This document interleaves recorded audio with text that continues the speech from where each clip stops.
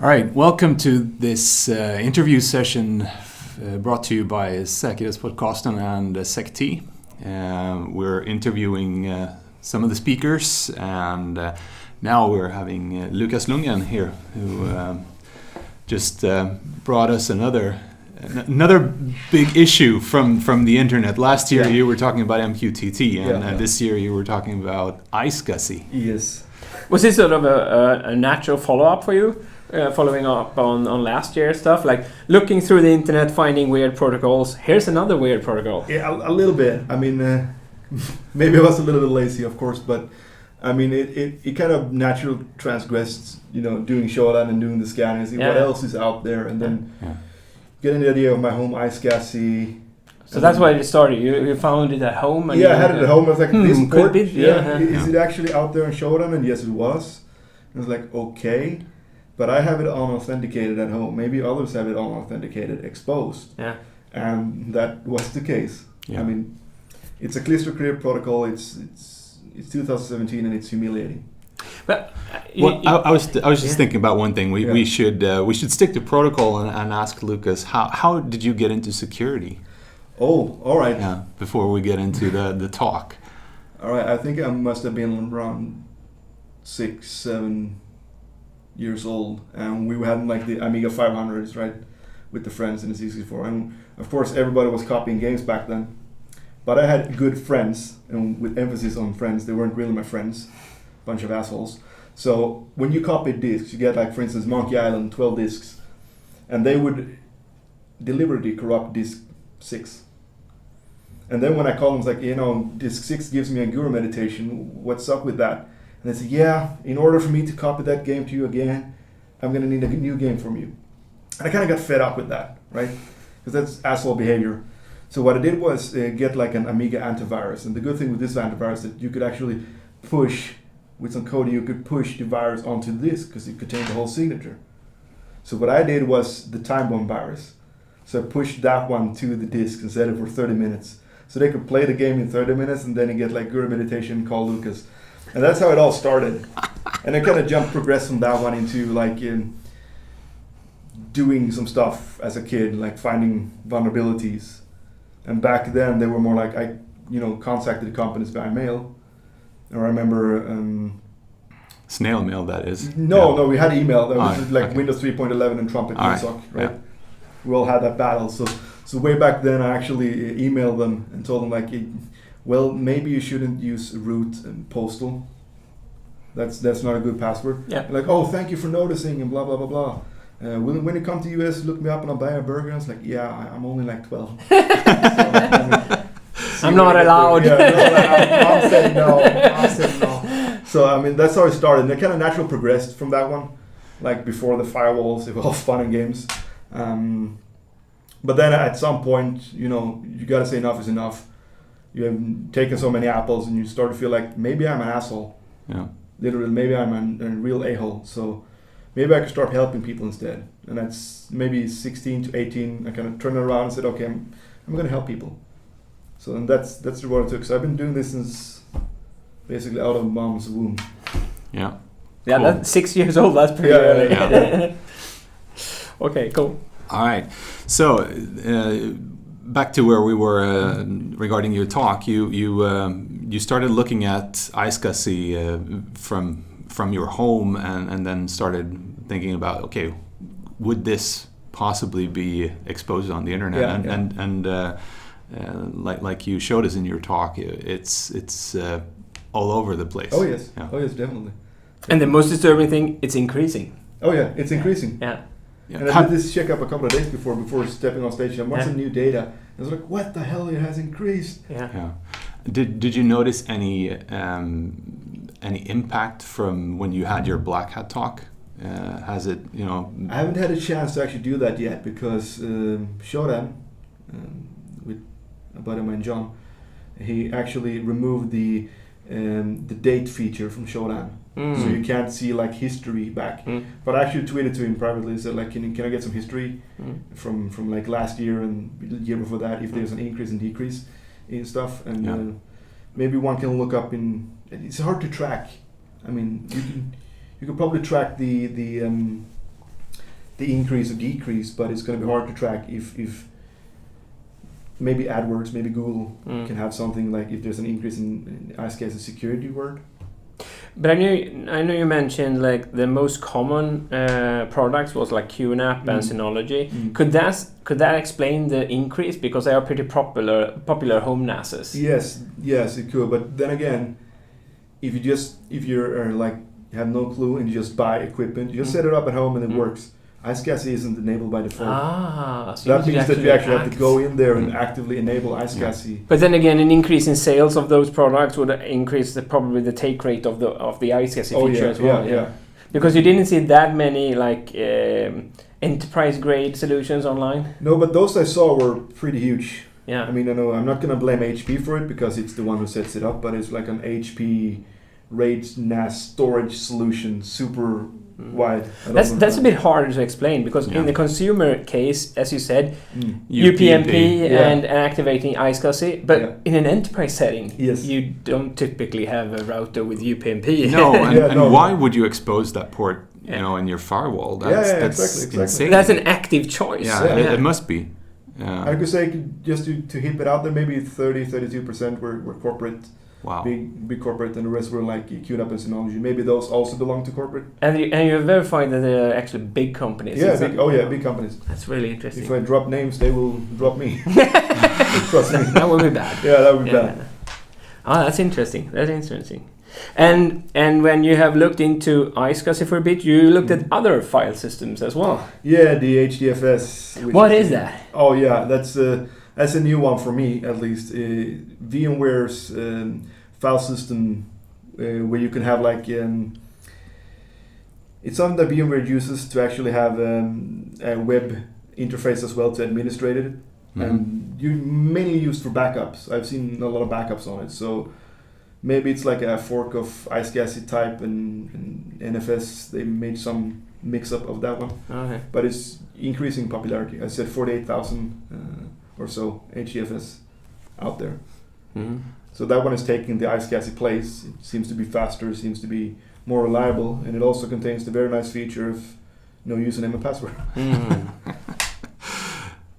Because the impact of this is it's a total ownership of everything. And the easy part is like, you lose control of your secrets, like photos, documents, the source code, or anything. But then you can actually go further. Okay, we have a disk here with a secret database. With complete let's actually create a database manager that accesses the databases. Let's say add users with the admin rights, stuff like that. And you saw AD stuff as well, Active Directory stuff as well. Someone just taking the AD server and mounted right up to iSCSI. Probably just I can sit at home and I can take it easy, and I have the iSCSI there with 80 mounted, so I can just go in and add users for big corporation.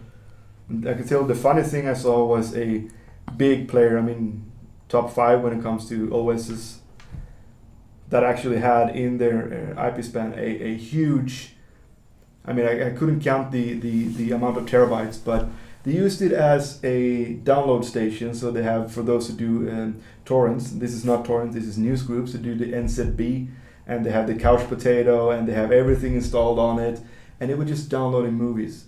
There were so many movies, it was ridiculous. And that was on a big corporate name IP. But now, that sounds like someone in the IT department abusing corporate resources for.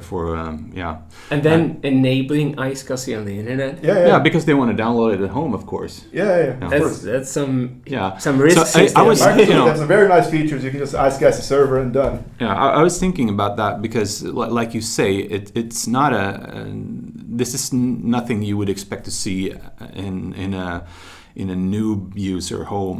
No. So it has to be someone who knows at least a little bit about IT and how to set up shared storage and perhaps playing around with virtual machines with iSCSI targets as their drives. I mention it. I know there's been a push from QNAP and Synology to actually do like VMware stuff on it as well, and to host operative systems on it. So that might be something that is enabled. And then they have UPnP on the router, and then it says, "Get me the hell out of here." Yeah.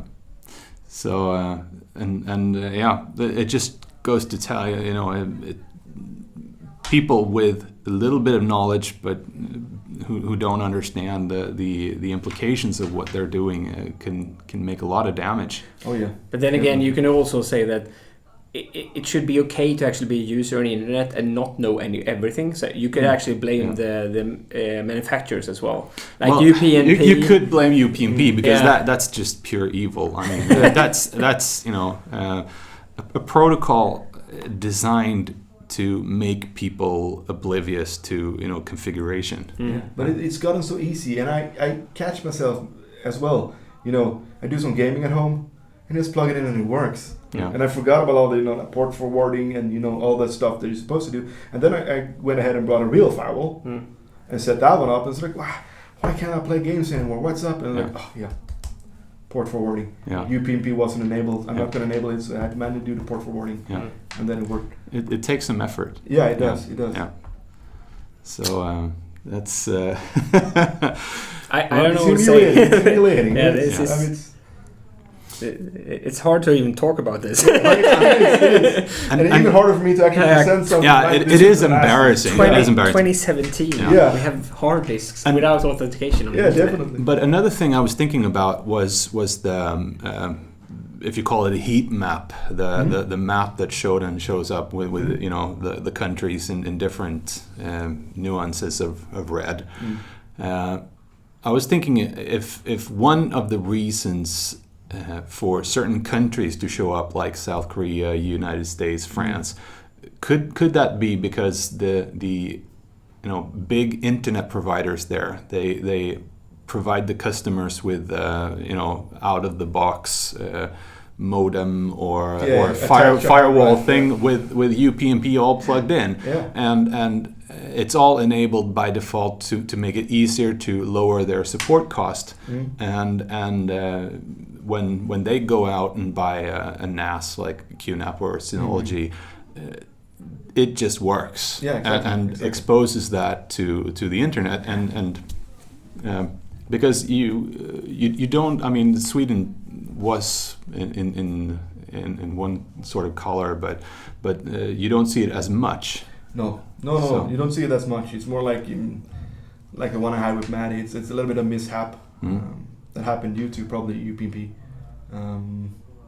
But I guess also in Asian countries, you have the vendors of different QNAP solutions, for instance, Synology solutions. Yeah, they're Koreans. Yeah, they actually build it down there. Yeah. So maybe there's a higher use, and then they sell it. And who's the main consumer? Well, the United States. Yeah. To have their own NAS at home, to have their own file system. But I was surprised to see China there. Yeah, me too. Yeah. Oh, definitely. Like they have a great big firewall, and it obviously didn't stop. What, like port 3260 or something? Yeah, 3270 I think. Yeah, 3260 it was. Yeah. And the other thing is you also find stuff like Bitcoin and Bitcoin mining machines. I know that was the big heat of the moment a couple of weeks ago when someone actually found China's big farm of Bitcoin miners that were open with default credentials. So this is also ties into that one. So someone had a couple of Bitcoin miners that were actually dumping all the data to an iSCSI drive, for instance, and that's a lot down there in Asia as well. But you're currently running sort of a scan of the internet and looking through all these iSCSI. Well, is it only statistics, looking into how many, or do you sort of try to qualify the information you find as well? Yeah, what I do is actually I pull out use Nmap, of course, and custom bash scripts. So what I do is I port scan and then do the iSCSI info. It actually gets the brand name and if it's no authentication. If it's no authentication, what I try to do is mount it up, do an ls-r to get like the file structure. Yeah. And once that is done, it unmounts the disk and moves on to next. So that one is the one that actually takes like freaking forever. To actually mount it up. And then when you're done, you need to analyze all that data. That's going to take a while. Yeah, that's going to take a while. So what kind of data, what kind of statistics are you looking for? What are you going to do with this? Well, the number one that I want, and I'm thinking as an attacker, always will do, is what kind of data is on there? Yeah. Did I get everything of the important stuff that I presented here? Not in detail, of course, but did I get all the important stuff? If there's something that sticks out that is really highly a splinter. So that's the first one. The next one is like, what type of devices do we see the most? What I've seen now is QNAP and Synology. Is there someone else?